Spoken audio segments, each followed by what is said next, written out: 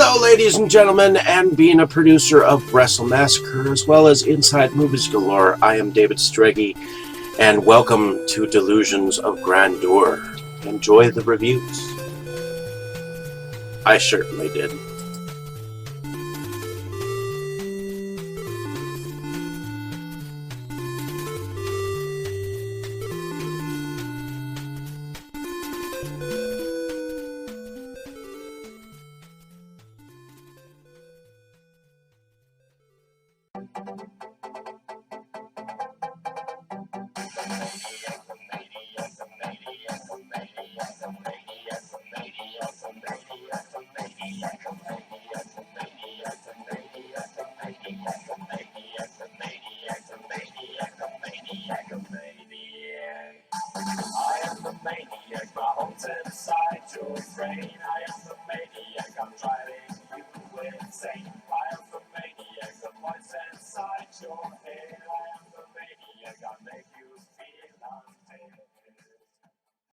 Okay, Dave, that's it. Screw you and your college flunkies.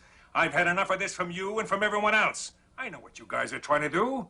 Break me down, drive me out of the force.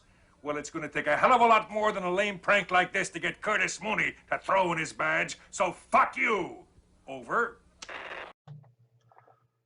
Hello, ladies and gentlemen, and welcome back to Delusions of Grandeur. My name is David Strege, and here is another review for you. This time it is from a film from a shot-on-video film that it was directed by Richard Mogg with Rick Moe Productions, and it is his first feature.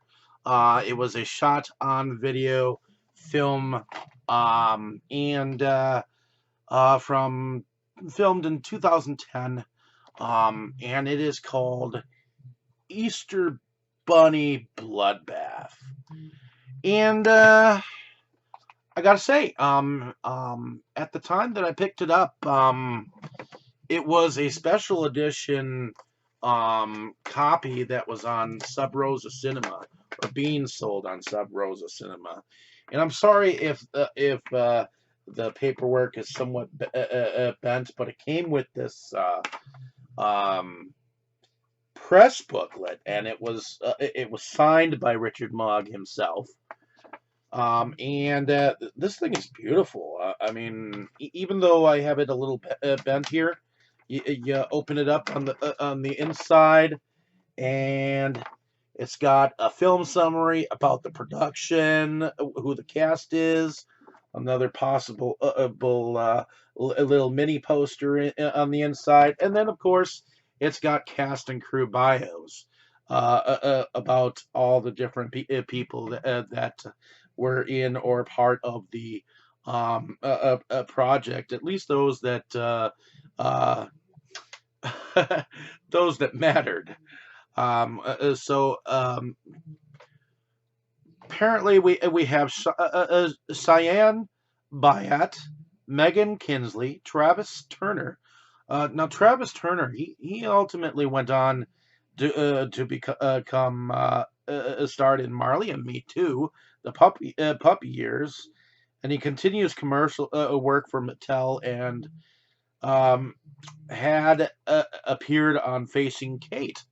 So and in 2005, according to this, Travis received an award for outstanding male performance in a supporting role at the Albert One Act Festival for his performance as J-Rat in Mousetown. So these are the types of things that you'll see on this page, and then of course, here is another advertisement on the back of this thing. This thing is kind of cool. I mean, I love that Ron Bonk did this for several directors. It's kind of cool. And here's a poster. It's a little bit bent, but you know what? I think for having bought it maybe 3 to 4 years ago, having it survive this long in a bin that I had is actually pretty cool. Now the story is this. Apparently there is a character by the name of Peter McKay, and at the age of 6 in 1967, him and his sister are trying to trade Easter candy, and Peter reneges on his trade out with his sister, and behold, she takes all the candy back, and 6-year-old Peter gets up and sees out the window this fully dressed rabbit in a suit wave at him and come down his porch, and the door opens up. The sister's head gets chopped off, and it lands in the Easter basket right in front of him, scaring him for life. 20 years later, he brings a bunch of his friends to a summer cabin that apparently is kind of Easterly dressed up. And he brings his girlfriend and 2 other couples. And what happens is kind of a slasher film happening, where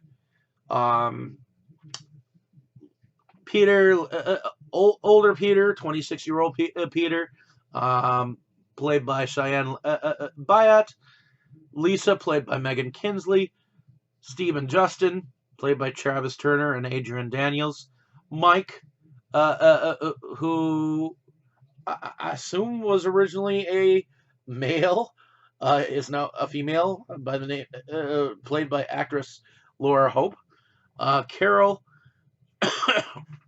who was played by Jessica Hill. And then there's a ranger that seems to be poking around, doing some of his shenanigans, which I don't understand why he's harassing these people to begin with. Maybe it's just because this town ain't big enough for him. But Ranger Chris Johnson is played by Chris J. Clements, who just so happens to be the cinematographer behind the film. And then, of course, you had evidently these were Richard Mogg's nephew and niece that played Sasha and Peter, which they were James Lawson and Haley Hunter. And of course, you got the neighbor that is near the cabin that seems to be kind of a peeping Tom, who was called Jim the Gardener. And I guess in real life, his name is Jim Hunter. So, yeah, you have now this remastering of this particular film does not look like a shot-on-video film at all. It actually looks like a lot of the independent films that are out there now. The grading is was more originally that of which you saw on the Easter Bunny show in the very beginning, where the kids were watching right before they did their little trade out with the Easter eggs or whatnot. But that being said, once they get there, I believe that the you have a face melting in a in a pan that's boiling eggs. You have arms and limbs chopped off. You have a strangulation with a rope that has carrots at the end for handles that end up being eye gougers. You have a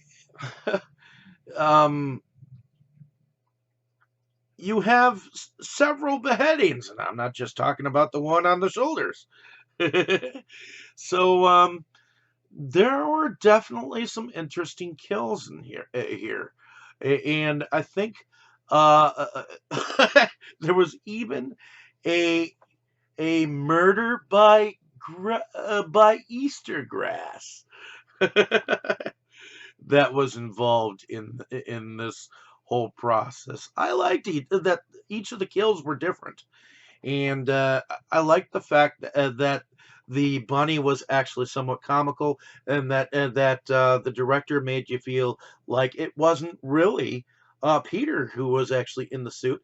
I mean, you saw him in the kitchen burning the shit out of the one girl, and you saw Peter coming in the door, standing, looking at him, and of course you have a head splodge on the floor from the bunny stepping on it. So I think that's a lot of spoilers for the time being. I just didn't want to say who they were involved with. I mean, it was a totally enjoyable a film for Easter, and I enjoyed watching it again. I just hadn't gone on about it yet, so I really enjoyed the acting. I mean, you gotta look at young Jack Turner in here. I mean, he went on to do some spectacular things. From what I understand, a lot of these people were from the filming school that Richard Mogg was actually from. So, not necessarily from his graduating class, but they were in and around his circle. So working with these characters, I think, was a very good choice. And I guess this was the first time he had actually gone and done auditions for any of his films. And yeah, this film, to be honest, I'm glad that I rewatched this film. To me, I think that this is now kind of a classic. It is 2020. It is exactly almost 20, almost 10 years from whence this film was originally created, and seeing the grading of the film change from that of a shot on video to an independent film quality, um, it was pretty cool. I mean, learning that some of the blood was actually made from dish soap is kind of interesting. But other than that, go out and see the film. I love I love the gore. It's it's very safe looking. I mean, a lot of it is fake, and you know it is. But you have to go in with an imagination in order to have a lot of fun with this film, and it's just that much more excitable to watch it on Easter of all places. So thank you for listening. Have a great day, evening, or morning, wherever you are. I appreciate your time spent here on my channel, and definitely check the film out. It was definitely up my alley. I will treasure this copy for quite some time. I wish I could see the original Easter Bunny copy, just to see it in its original format, because I love that grading that makes it feel like a VHS kind of film. But I also don't mind seeing this remastered version. It seems like they cleaned it up really well, and it looks. I guess it looks better. But in any case, definitely check the film out. And let me know down in the comments if you've seen the film. Thank you so much. You were good, kid, real good.